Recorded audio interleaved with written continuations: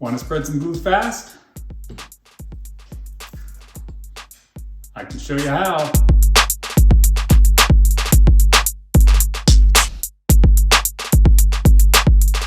It's Todd Wolfe of Made by Wolfe, and today I want to show you the system that I've been using the last 20 years to spread glue on wood joints, and it works well, and it, best of all, is inexpensive. The heart of this system is this plastic tote. You can pick them up for like $1. And this is where I store and pour the glue in here to pick up on the roller that I use it on. I have a simple piece of wood that's adhered to that, and what that does is it tilts the box just enough that the glue stays down on this end of the box.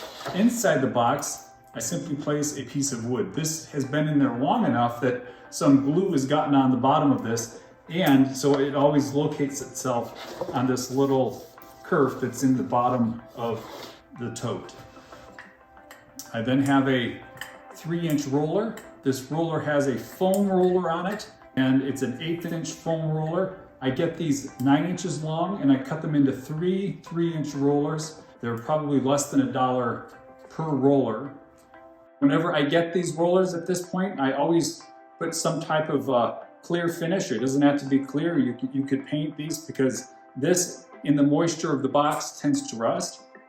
And so what I'll do is I'll pour the glue into the box, and then I will simply pick it up like you would with paint onto the roller, and then I use the roller to distribute the glue onto the wood. It's fairly simple. One of the things in maintaining this is that this is not an airtight tote. If you can get an airtight tote, that would be great. This is not airtight, and so one of the things that I've found that I have to do, because when I'm opening this up and closing this up, it tends to dry out a little bit. I always keep a bottle with some water in it, and I'll just spray it on top of the glue when I open it up.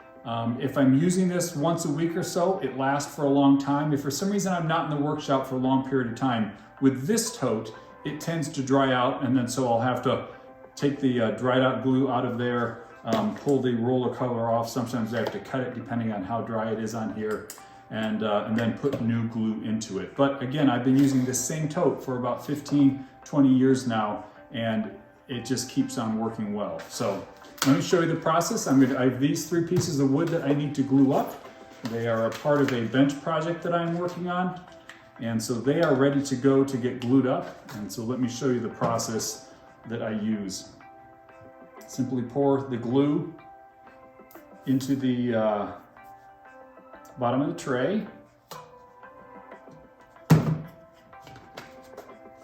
The first time you use it, with the roller being dry, it takes a couple seconds to actually work that glue into the roller.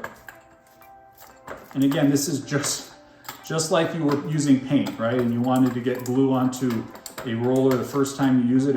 It gets a little dry, but once it's fully soaked into the roller, it works fine. So I usually just get that worked in there. Again, because I have this piece in there, I don't worry about the handle of the roller getting down into the glue. So I've got those 2 pieces that I need to spread glue onto.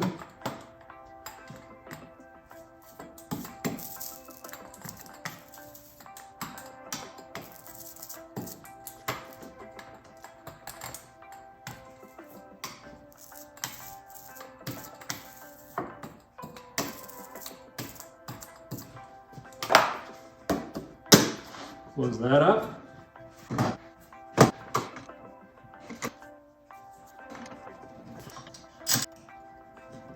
There is a nice amount of squeeze out all along that joint. I'm happy with that, and that'll be the same on the bottom side. If I flip it over, notice that there's squeeze out on both sides of that, and there it is.